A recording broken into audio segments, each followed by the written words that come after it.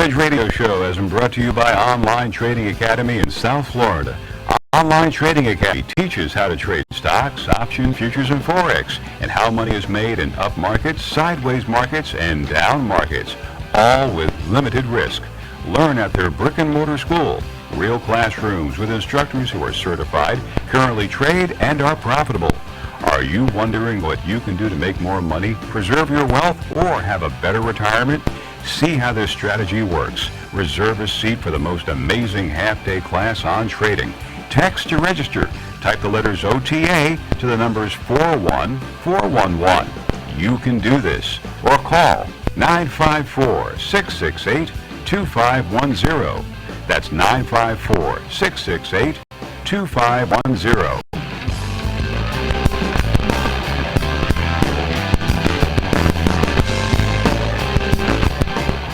The opinions expressed on the preceding sponsored program were strictly those of its host, guests, and callers, and not necessarily those of the station, its staff, management, or sponsors. I remember the moment. I'll never forget that moment. As long as I live.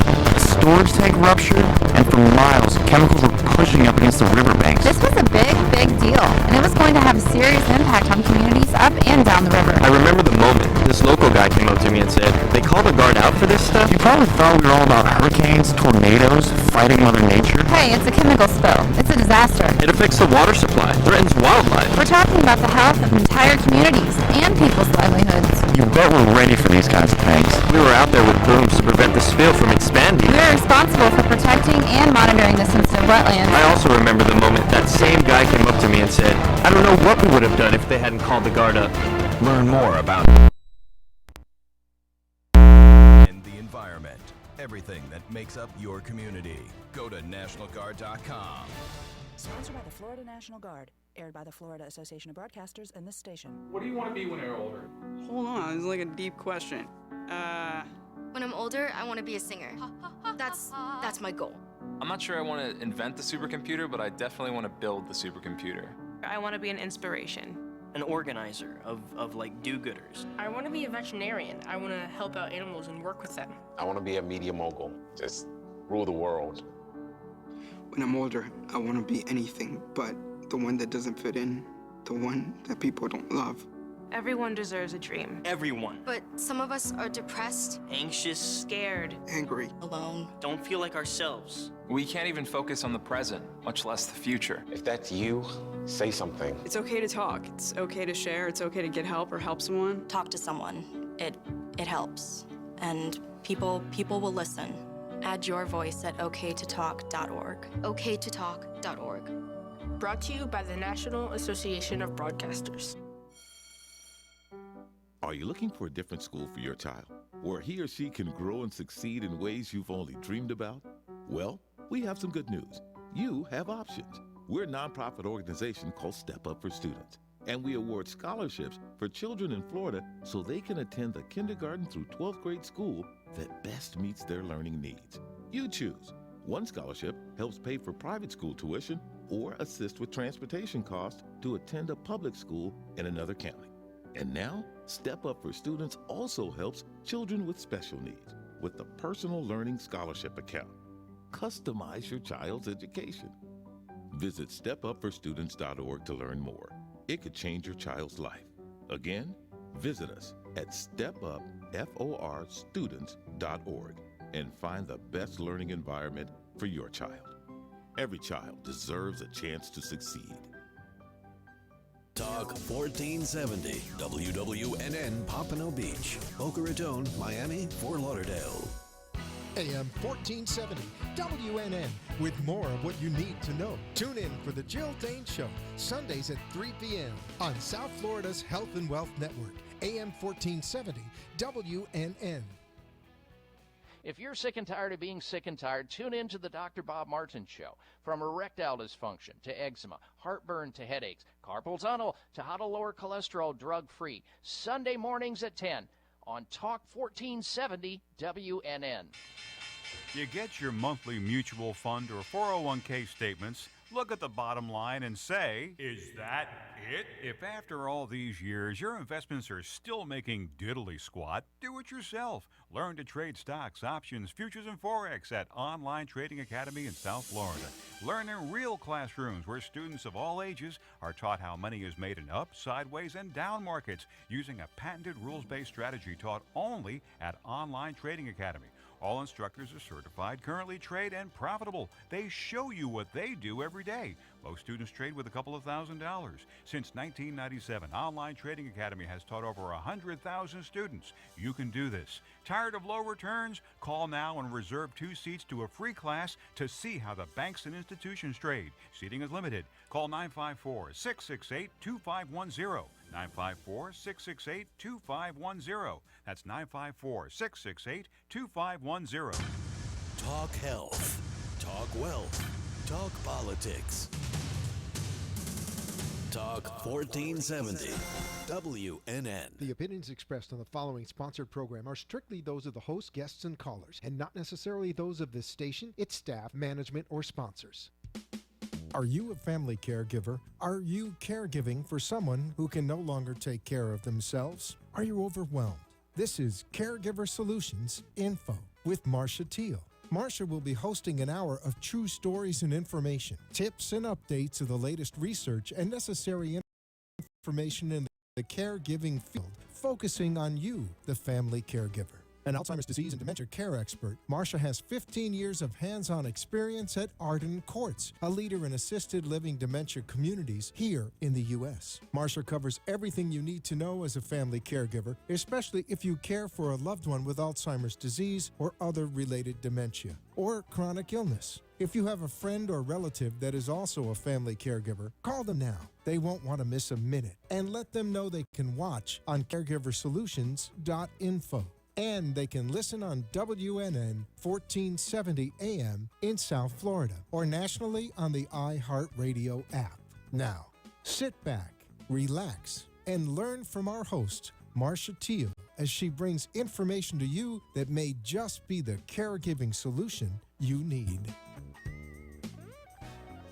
Hi, everyone, and welcome to Caregiver Solutions Info. Whether you're listening to us on your radio or watching us at caregiversolutions.info, I'm glad you decided to join us today. We always have a wonderful program every week for you, the caregiver, and this is the program for you, for caregivers that are going down the long, sometimes rocky road of caregiving, where you can learn from experts, professionals in their field of various different fields, and we ask the questions and you get the answers to hopefully make your caregiving journey a little bit better. So welcome. I'm glad that you're here. Today is Tuesday, November 24th, 2015. And this week, we're going to be talking about hospice and all the misconceptions surrounding that H word.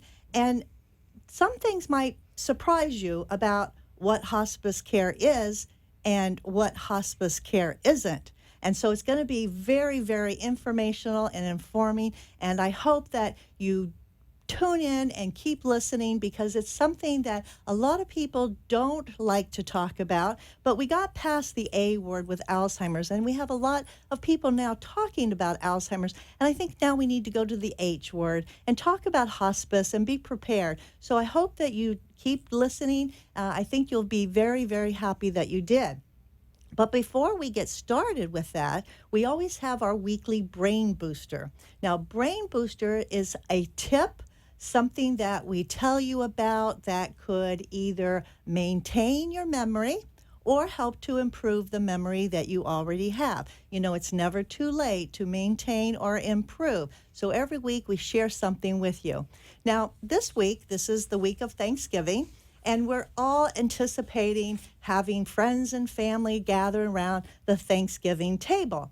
And hopefully that might include some grandchildren. And so I wanted to share with you something that, of course, you know, that being with your grandchildren is a good thing, but it's better than you might even think.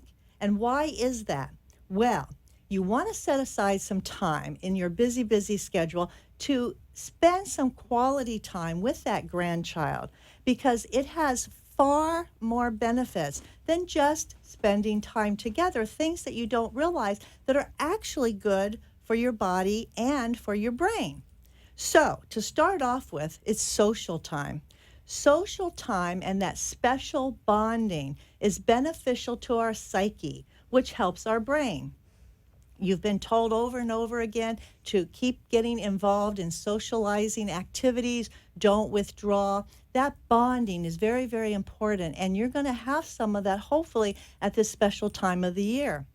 The stimulation that you're going to get from your grandchildren are going to be so far more than you anticipated, because children like to what? They like to play. Grandma, will you play with me? Grandpa, let's do a game. And by interacting with your grandchild, and you're going to be playing some games with them, hopefully, and you're going to be learning some new rules of the game, this is actually good for your brain. You're stimulating your brain. You're starting firing some of the neurons and getting that brain working by learning something new. And we all know that learning something new on a continual basis is very good exercise for our brain. So get that board game out. Learn how to play some of these fun games with your grandchild, and you will exercise your brain at the same time. Another reason to do this interaction with your grandchildren, laughing. We talked earlier, a few weeks ago, about laughter yoga and why laughing is so important. Not only does laughing relieve stress that builds up in caregivers, but the laughing, the physical effects of actually laughing and doing those fun belly laughs is actually good. It provides more oxygen to your arteries that goes to your brain, and it's stimulating and it's fun.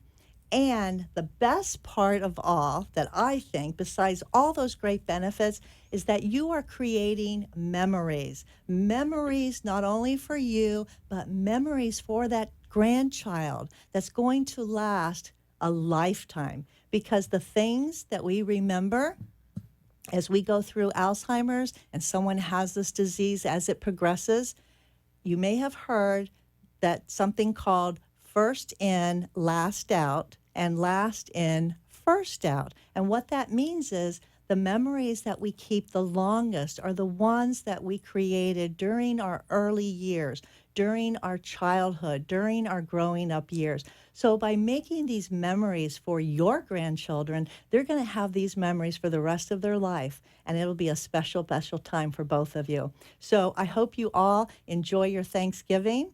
There's the brain booster tip of the week. And when we come back from our short commercial break, we're going to be talking about the hospice and what it can do. All right? So see you in a minute.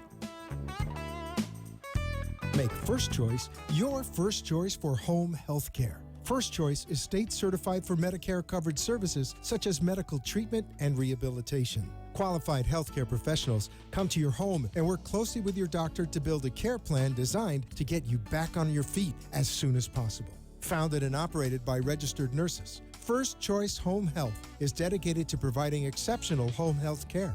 Their highly skilled medical professionals have the knowledge and ability to provide patients quality care. Call First Choice Home Health at 561-296-2770. That's 561-296-2770. And tell them you want them as your first choice. Take a pen and jot down this information. Right from the Heart assists families in finding the right living arrangements for their aging parents.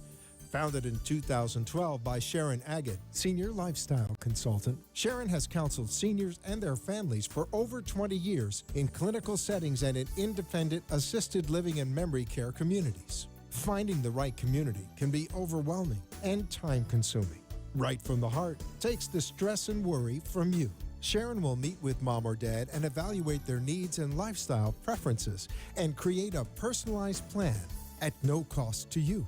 She will accompany you to visit selected communities and guide you every step of the way so you can be assured you're making a well-informed decision. Call Sharon at 561-374-4696. Sharon's promise to you is in your knowing that her advice will always come right from the heart. You are listening to your host, Marcia Teele, an Alzheimer's disease and dementia care expert on CareGiverSolutions.info. If you have a question or wish to share a story, call into the show at 888-565-1470 and talk with Marcia. Now, back to Caregiver Solutions. Hi, and we're back. I'd like to thank our national sponsor, Arden Courts Memory Care Communities, for making this show possible.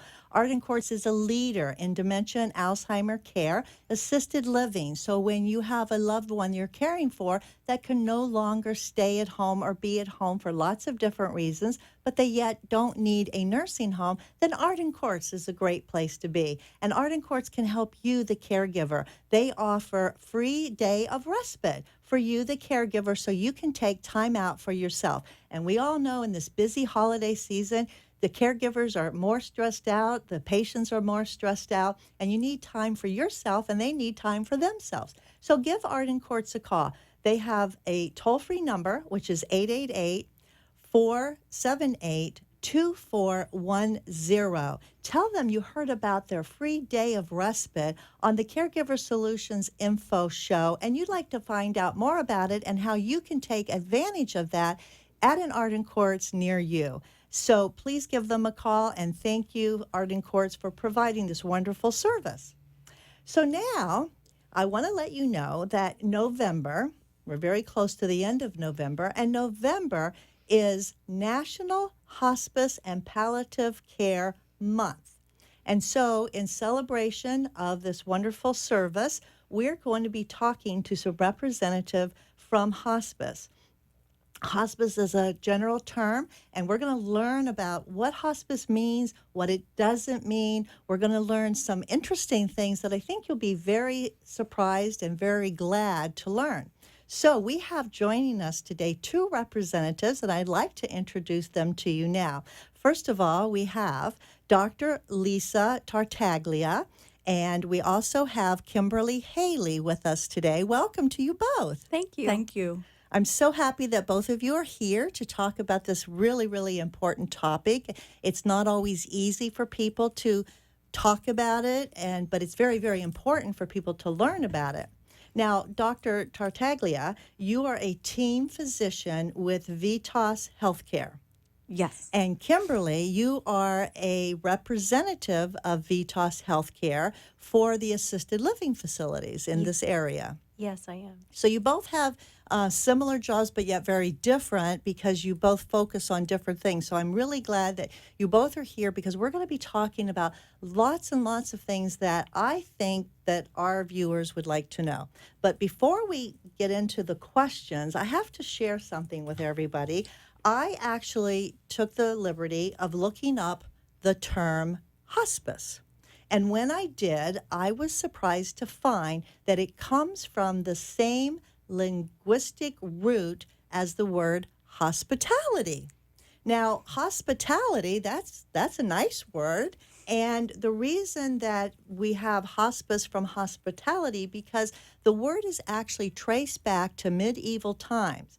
And it was referred to as a place of shelter and rest for people that were weary as they traveled along, or maybe people that were ill and needed a place to rest as they traveled on a very long journey.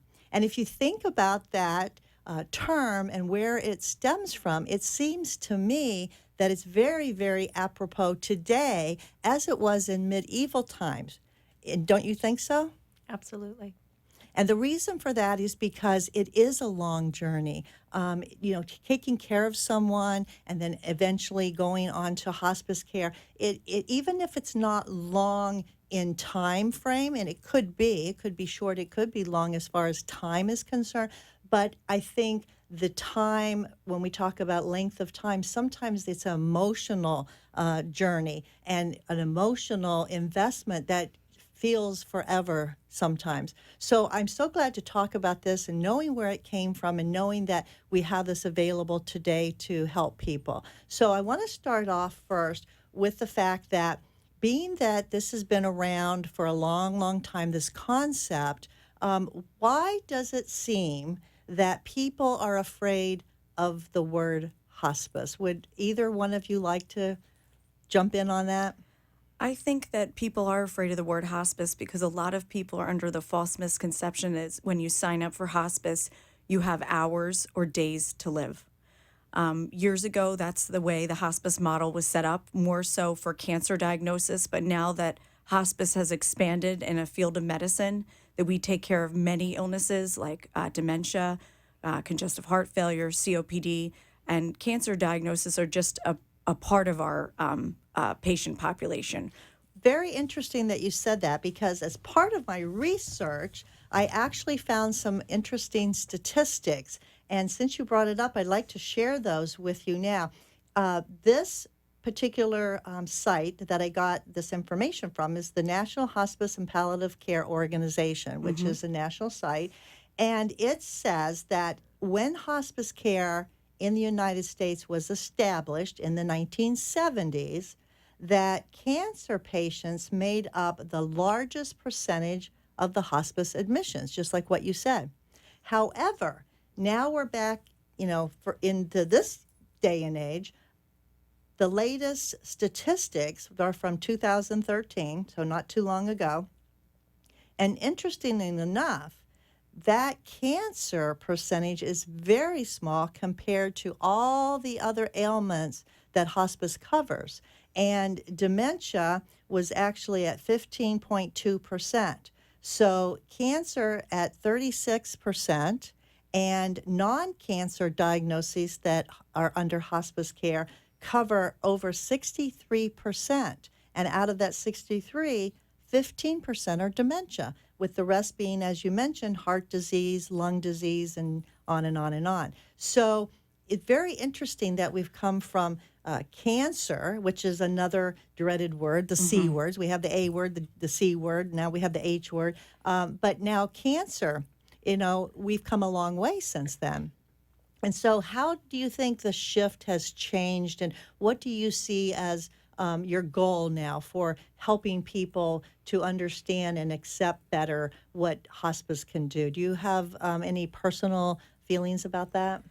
Well, I think doing radio shows like this and getting the word out about hospice care is the most beneficial, because most people in the community, even for me in my day-to-day work, I'm faced with dealing with caretakers that aren't as aware of the disease process, and education is a big component for us to get the word out, because most people do still believe that it's for the end of life symptoms, but really it's for when patients begin to have disease progression, and we go by the palliative performance scale, but when they're not able to do their normal activities of daily living, they stop driving, they need assistance with bathing and eating.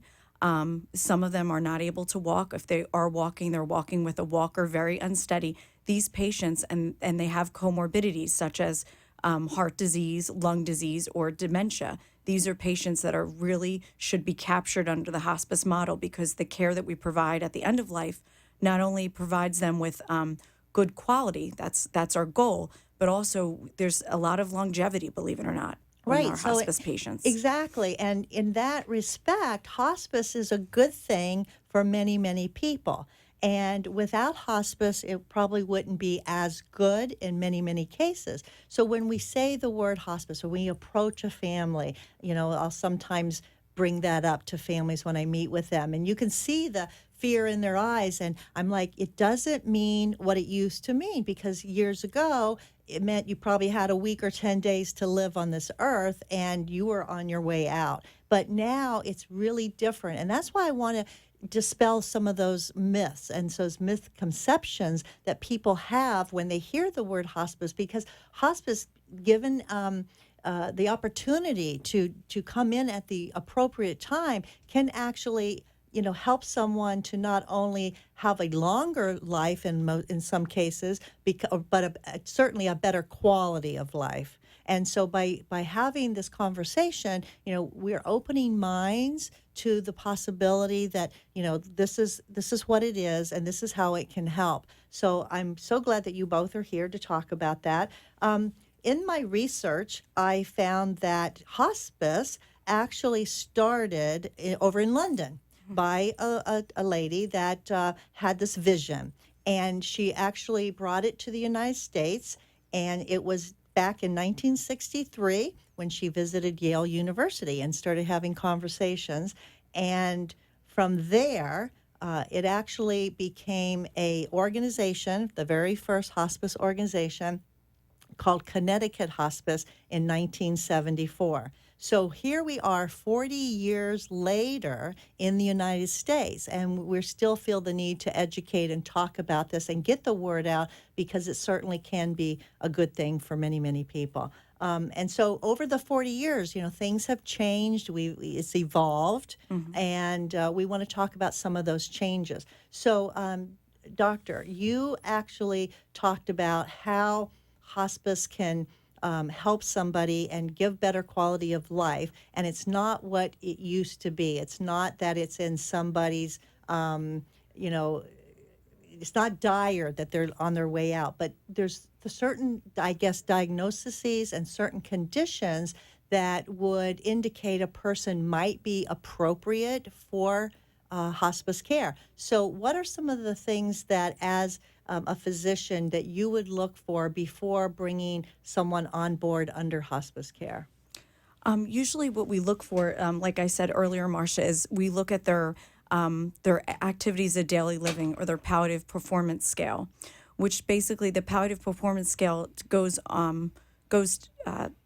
it discusses their performance and their normal activities. So, for example, for patients that are coming to me in my office that have congestive heart failure, let's just say that's for example, or it could even fall into COPD, but any type of progressive illness.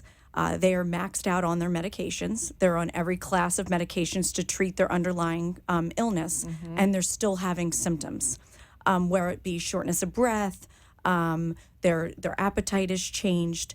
They're not able to do their normal functions. Was it playing bingo, whatever, or swimming, or taking a walk with their family members? They're not able to do them. They become very weak. Also, if they've had a lot of hospitalizations, that's a big red flag. If they're constantly being readmitted to the hospital with the same disease condition and the same symptoms, and bouncing in and out of the hospital within 30 to 60 days, that's a huge red flag for us to really be thinking these type of patients, they don't belong in a hospital. If you ask patients, they don't want to be in a hospital. I would say 90% of patients do not want to be in a hospital. Sometimes you can actually get sicker in a hospital. Yes, and with patients that are elderly and have these comorbidities, and may have just slight memory loss, when they're in a hospital setting, their disease process worsens. Their memory loss gets more acute, and they get more and more confused. And then you're dealing with behavioral disturbances in a hospital situation, which is horrible for not only the patient but also for the family.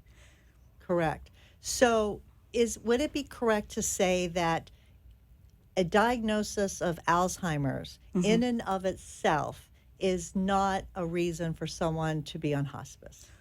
Right. The way Alzheimer's is a diagnosis by itself is if it's a FAST 7C, which means that these patients are dependent on most of their ADLs, they're non-ambulatory, and they speak less than 6 words.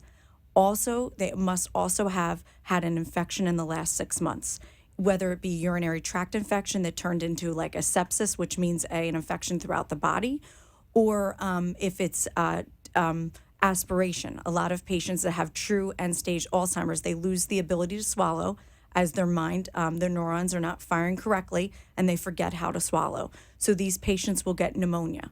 So that's another big telltale sign that these patients are appropriate. Also, if they're falling a lot, if they were ambulatory, now they're falling, they're getting injured when they're coming back into their home or into their facility, wherever they're living, they're not able to make their needs known. Thank you. And is it true, I've heard that in determining eligibility, a doctor, representative, or maybe it takes 2 doctors to concur, that looking at an individual case, that if they feel that this particular person has 6 months or less of life on earth, in their best medical opinion, that would also be something that they look at to determine if the person can come on board, or do you not look at time like this any longer? No, every patient is certified initially by two physicians, the hospice certifying physician and usually the primary care doctor, to be that we think that they have a disease prognosis of 6 months or less. That is determined by what I said earlier, by the activities of daily living and their performance, their ability to perform activities on their own. That's where it's a gray line, though. Right. We then recertify patients for the first 180 days. They're recertified. And then after that first 180 days, it's every 60 days thereafter. There is a certification process for these patients. So what that sounds like is that someone could actually be on hospice for 6 months, maybe even a year. I mean, that's possible, correct? Correct. I've had patients on hospice service that were definitely appropriate. They always exhibit signs of decline, and they live for 3 years. And the reason for that is because, nobody knows for sure when someone's going to heaven, and hopefully everybody will go to heaven. But that being said, you don't know. I mean, no one knows for sure. And so in your best medical opinion, looking at all the facts of the case, that would be determined that, yes, this person would fit that criteria. But here we go past 6 months, and then we reevaluate. You look at it again. Yes, we think this person still meets that criteria, so you can recertify them every, as you mentioned, 6 months, 180 days, and even up to as long as it takes, to help them, through whatever they're going through, and all of these different disabilities. But the interesting thing is that I think a lot of people don't know is that if someone's on hospice and they're on hospice for, 5 months, 6 months, 8 months, they can actually go off of hospice because they get better. Is that true? Yes. We do have graduations from hospice, which are very glorious. And that's awesome because, people don't realize that people can go on to hospice and go off of hospice because they can get better. Lots of reasons why people rally, why they, don't have the symptoms anymore. Who knows sometimes why they do, but they do. And so the benefit to them is that they got what they needed when they needed it. Then they go off of hospice, and then down the road, they're eligible again to go back on, correct? Correct. Well, I think that's beautiful. And we call those hospice miracles. Yes, I can see that. I can see why. That is, when I first got into helping people with Alzheimer's and dementia and learning about hospice care, I was amazed to learn that people can actually go off and come back on, and it's something that's available for them, and I think that's a wonderful, wonderful thing. So how does someone know when they should make a phone call? Let's say they're at home and they're caring for someone at home, and they're not sure what's going on, and they're not sure if they should call. How does someone know when they should pick up the phone and make that call, or how soon should they actually begin if they're looking at hospice? Generally speaking, usually it's determined when they're in the hospital. Like, if they have a lot of hospitalizations, and if the caregivers realize that they're doing a lot more work for the patient and they need more support, they can reach out to their primary care physician, but they can definitely call any local hospice. And without having the primary care physician, and they can do an information only, which is where they come out and they tell you about the services.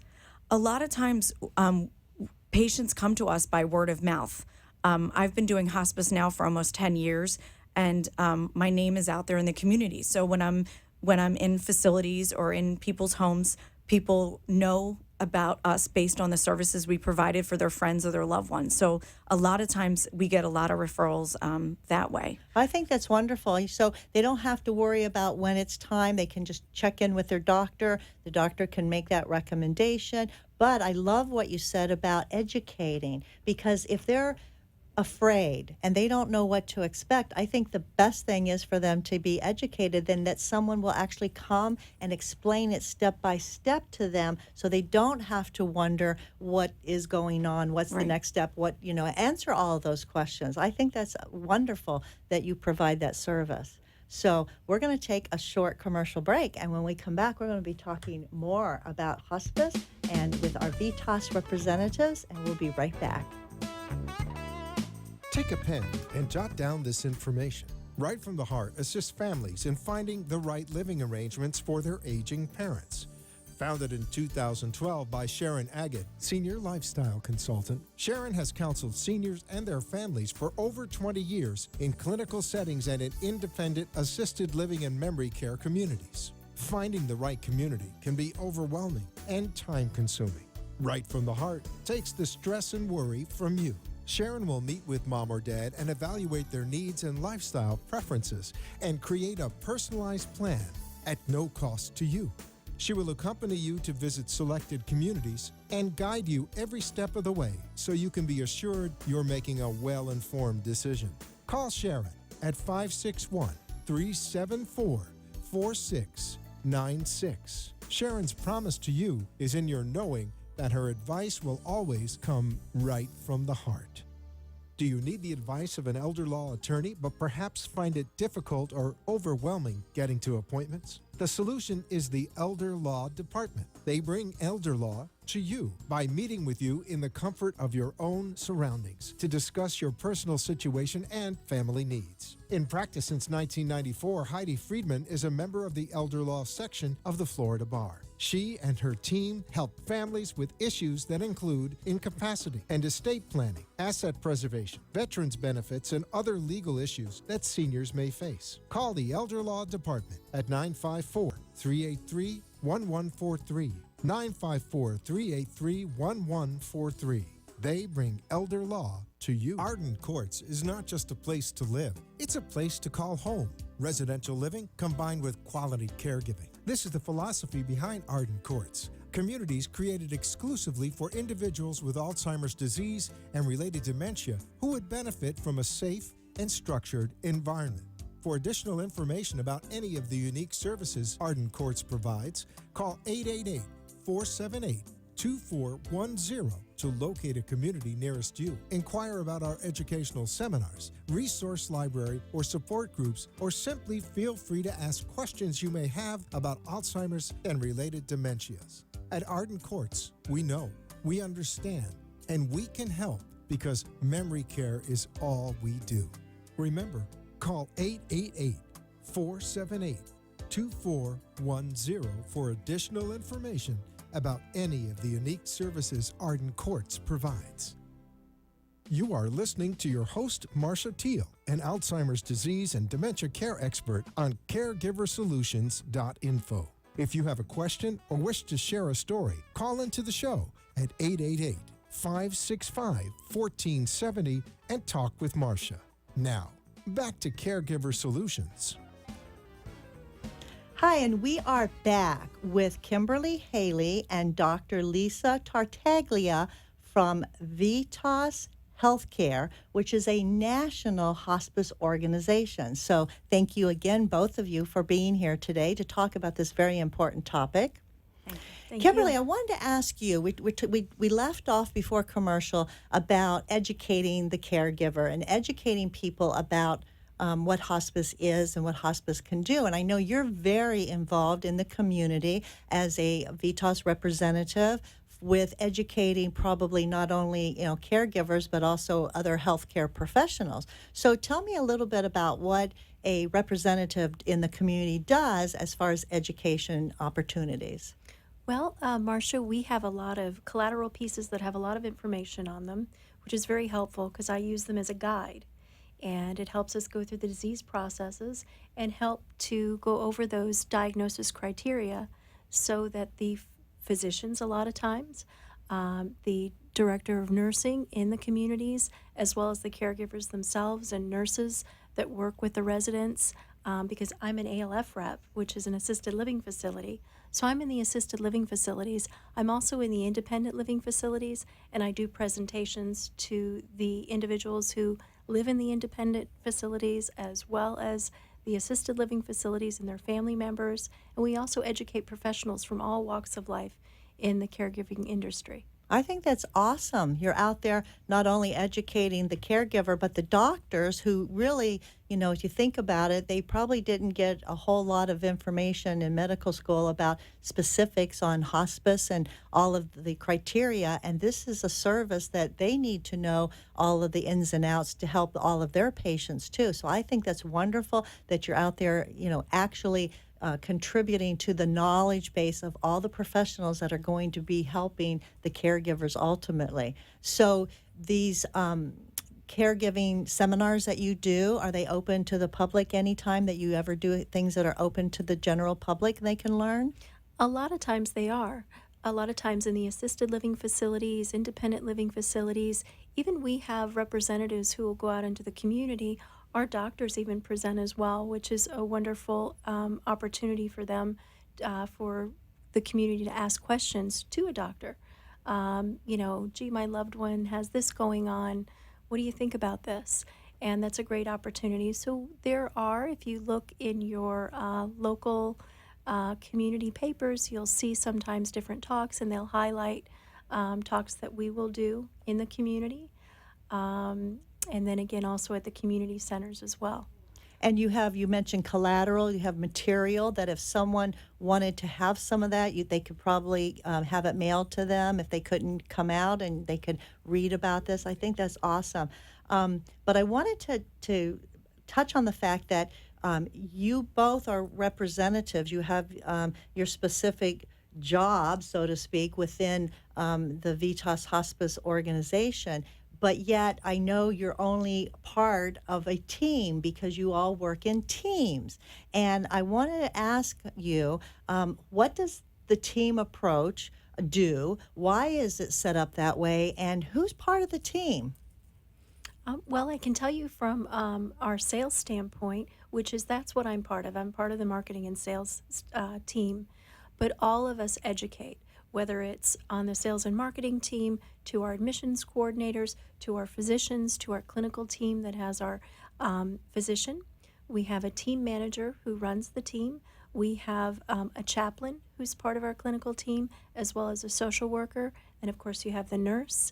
And then you also have the CNAs who are the caregivers as well. So it's a very large team when you actually open up and you bring hospice in. A very team-oriented, hands-on approach to rather than just being alone. Again, this is for caregivers, this show, and you're not alone. And when you go to a physician and you spend the time with them and their focus is on curative care, and then it's time to not focus on the disease anymore and to focus on the individual, because that individual is now at a different chapter in life. And again, rather than going in and out of the hospital and all of the turmoil that Dr. Tartaglia brought up, sometimes it's you're beyond that point, and it's time to look at hospice and get into that next chapter of your life. And although it's not for 2 or 3 days, a lot of times, again, sometimes it could be 6 months. Again, to activate the hospice benefit, it does have to be a 6 months or less prognosis. Again, we're not God, and we don't know when that's going to happen. But when you're at that point, and some people are tired, you mentioned the big C, whether it's the individual themselves. Usually it's the individuals who get tired before the caregivers do, because they're on that, they've got all their energy because they're caring for someone. And sometimes it's the individual that just says, I'm done. I'm ready to be at peace, and I've made peace with it. And then your job as representatives with all the different disciplines that you have, knowing which ones to come in at what time to help them through that process. And I think that it's very helpful to families to have the team members there to hold their hand. I mean, not just figuratively, but literally hold their hand sometimes and understand the dying process. Because if, I actually have friends that have never experienced anyone going through the dying process. And I can't imagine how they would react if they ever had to go through this with a loved one or a parent. And definitely, your team would be there to help them, and they would need it. Let me tell you, they would need it. Some of us are, more exposed to the dying process because of our jobs, but others aren't. And thank God for the compassionate, caring people that you all provide. Well, and as you know, Marcia, as well, even when you're in the industry, when it hits you in your own family and in your own home, it still is a completely different experience, and we all feel the same way. Sometimes you feel helpless. Yes. So we have to lean on each other and help each other all the way from birth to death, and it's part of life. I mean, dying is part of the life process. So when you're talking about the teams, Doctor, what kind of services, are there medical things that you do? Let's talk about what medically you can do and can't do under hospice guidelines to help somebody, because Kimberly mentioned about, you're in the curing phase, you're curing somebody of something, but then sometimes you're ready to let go. So what are some of the things that you can provide and some of the things that you should not provide while someone's under hospice care? Well, just to clear up, hospice is a Medicare benefit, so it's covered 100% by Medicare. We cover the medications related to the disease process, as well as any of the medical equipment that we need to put into the patient's home, wherever the home may be. We meet each patient as individual needs. I personally love working as an interdisciplinary team because my CNAs and my nurses are my eyes and ears in the patient's home or the facility or wherever the patient will reside. They will tell me little idiosyncrasies like, oh, today when I was giving such and such a shower, she wasn't able to hold herself up, where last week she was.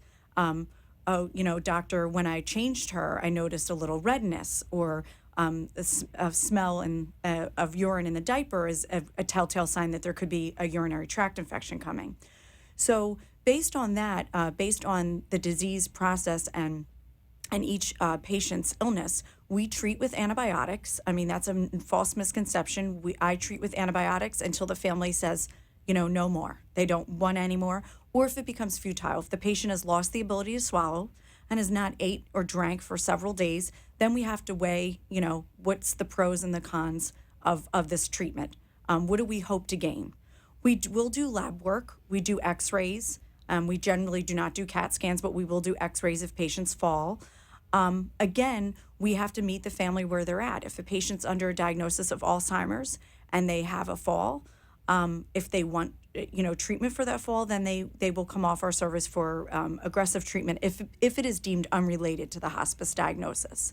Or they can stay on if it is, if it's unrelated, we can actually have them stay on the hospice umbrella and go into the hospital for aggressive treatment. But there's a gray line there, so that has to be addressed with myself and the medical director, depending on case by situation. case. Yes. And I was going to say also, can you talk a little bit about how sometimes that continuing curative care when someone's in the dying process can actually interrupt the dying process to make things more difficult? Yes. So oftentimes we have patients that are brought on at the end of life. I mean, they really have days or hours to live. They've had multiple hospitalizations. And what we find is it's a lot of education, even out to my own medical colleagues. There's a lot of misconceptions, even in the medical field with physicians. That being said, what Kimberly's talking of is patients that are getting IV fluids towards the end of their life. No matter what, if too much fluids, if your body is shutting down and you've lost peristalsis, meaning your stomach is not able to digest the food, even fluids become an overload for the patient, and they have pulmonary congestion. That's what's deemed the death rattle. I mean, I'm sure you've heard of it. Oftentimes patients get this death rattle, and that is the congestion that's built up that goes into their lungs because they're unable to digest the food that was given to them, and it can be simple IV fluids. And that makes the treatment process very hard for the patient at the end of life. Because as we were saying, the dying process is very individual. And I personally believe that there's a spiritual component, a psychosocial component, as well as physical pain component. So when I'm treating for pain at the end of life or shortness of breath, and there's other aggressive means that were done, taken prior to the patient's actively passing, we require more medications to allow those patients to rest more peacefully at their end of life. And that's what everybody wants. Everybody wants to go peacefully in the quiet of the night. Everyone just let me go to sleep and not wake up. I mean, that would be, I think, what most people would want once they're ready. Explain the difference between the term hospice care and the term palliative care, and why are they used interchangeably? Are they two different things? What's the difference between the two? Well, hospice is determined that you have a 6 months or less prognosis. But now in the late 90s, there's been a huge change in philosophy and education. And actually in the early, at the turn of the century in 2000, there's now a board certification process for a doctor to be board certified in hospice and palliative medicine. Basically, palliative medicine is somebody that has a chronic illness. For example, I keep using congestive heart failure, chronic obstructive pulmonary disease, Alzheimer's, even cancers. If they're getting chemo and radiation, and they have pain or they have severe nausea from the treatment modalities. Mm-hmm. This is when a palliative medicine consult can be very beneficial for the patient. I am board certified in hospice and palliative medicine, as well as most of my colleagues. So we will go into a hospital setting or wherever the patient is and review the goals of care for that patient. Sometimes, I would say 50% of the times when I do a palliative medicine consult, those patients, oftentimes they're 100%, ready for hospice, medically wise, but about 50% of them convert to hospice patients because, again, we have to meet patients and families where they are at in their disease process. So palliative medicine is just a consultant coming in and looking at all their medications, for all of their disease and all their comorbidities, and trying to figure out what would be a great balance for them. And hospice is palliative care. Yes. So it's when you take the focus off of the disease and you put the focus on the individual, again, from that spiritual standpoint, from the medical standpoint as well, but mostly just about comfort and bringing peace and comfort at end of life. Yes, that's the most important part, yes. Mm-hmm. So we're going to take our last commercial break, and when we come back, we'll find out a few more things about hospice from our VITAS representative. So we'll be right back.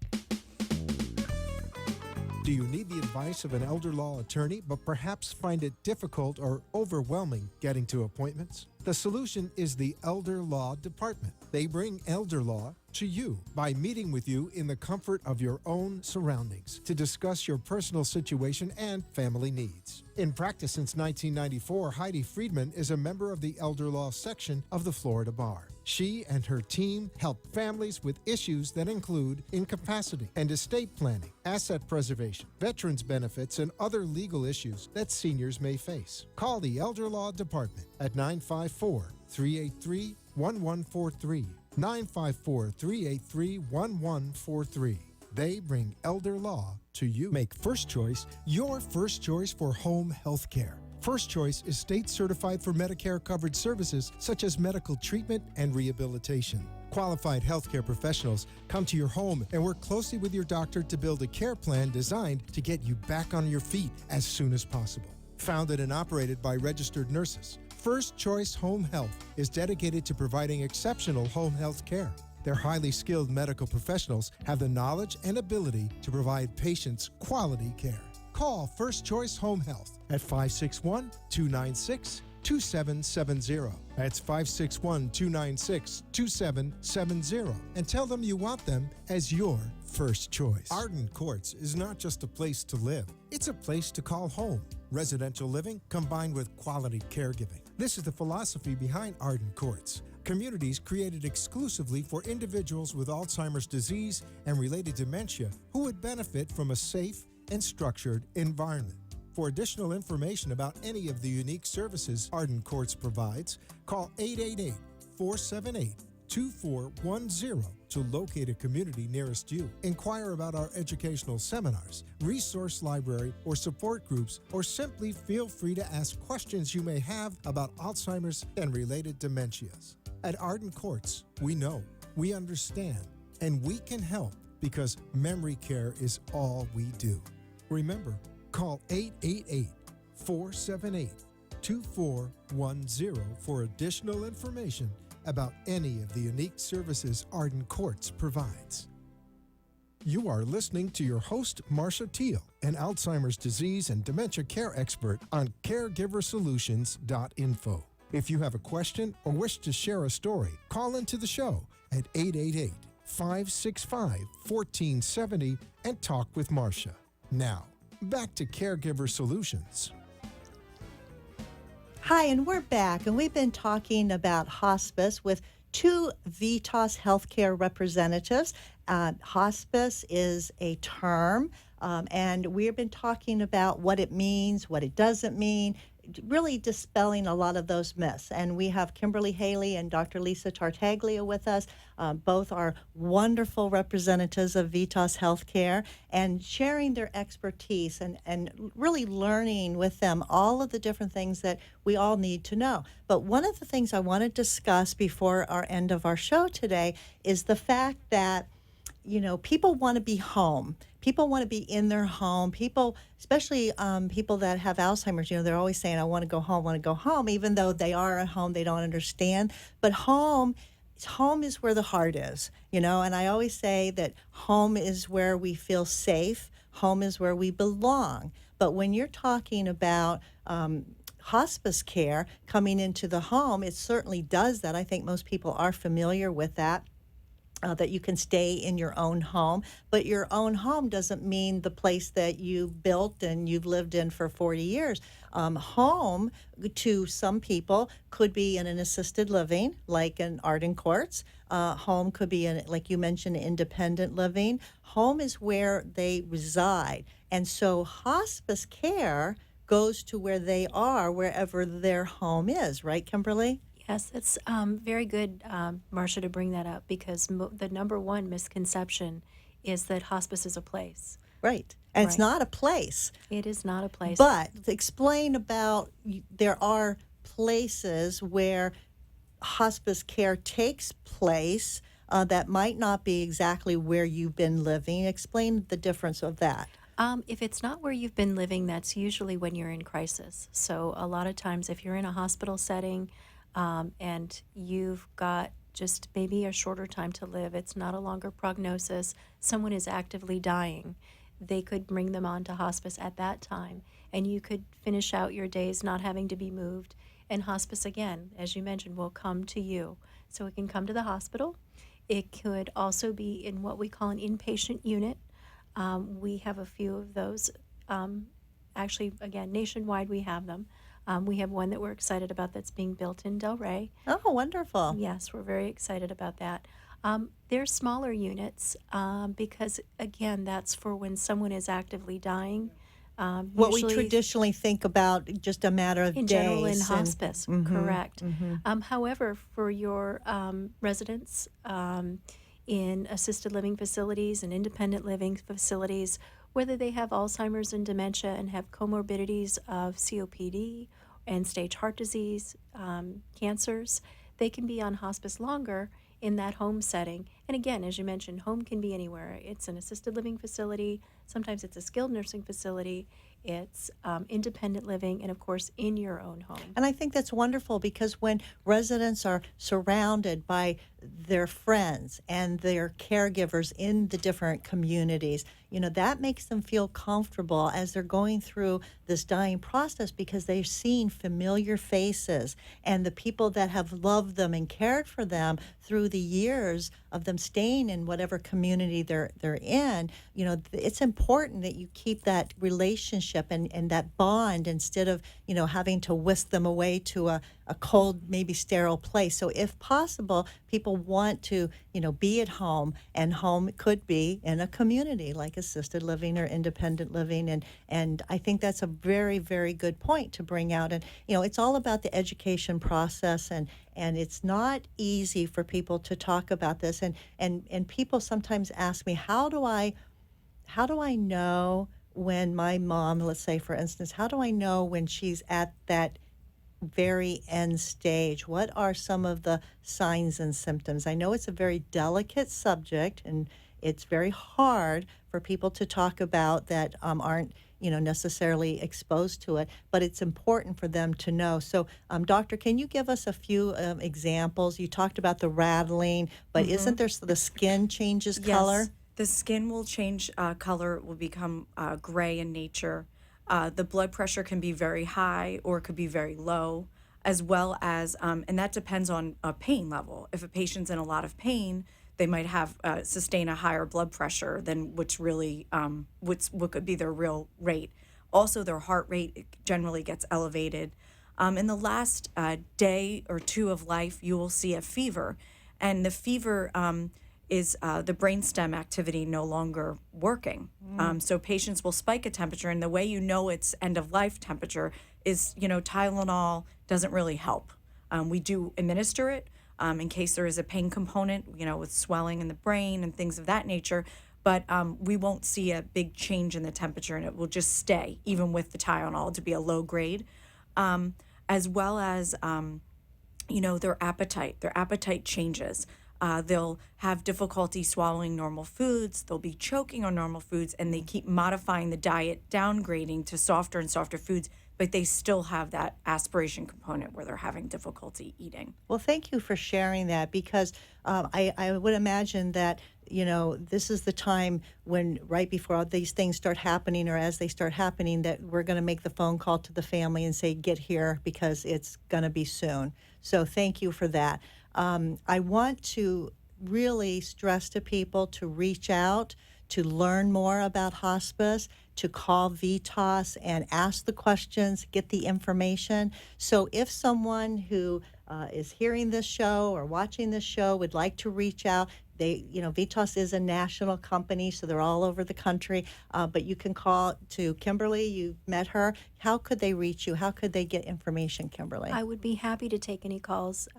Again, whatever questions you may have, you're welcome to call me at 561-704-6949. Well, that's your phone number. That's my direct line. And then if you have, if you'd like to schedule one of those, what we call information-only consultations with one of our admissions liaisons who can answer all of your questions, even from insurance to the clinical questions. And you can reach them at 1-800-938-4827. Wonderful. Well, there you have it. We've learned a lot today. Thank you for joining us. I want to stress to everybody to take advantage of this time before you need it, to go ahead and call and get information, and it really is going to be helpful to you down the road, because eventually we're all going to get there. So thank you for joining us. Come back next week, same time, same place. And in the meantime, don't forget, give somebody a hug. We'll see you next week. Take care. Thank you. Thanks for joining us for this week's Caregiver Solutions with Marcia Teele. Join us next week as Marcia, who has 15 years of Alzheimer's disease and dementia care experience, brings you more needed information to help with the care of your loved one. This show can be seen again on caregiversolutions.info, and questions can be left on the site, which may be used on the program to help others. See you next week for more Caregiver Solutions. The opinions expressed on the preceding sponsored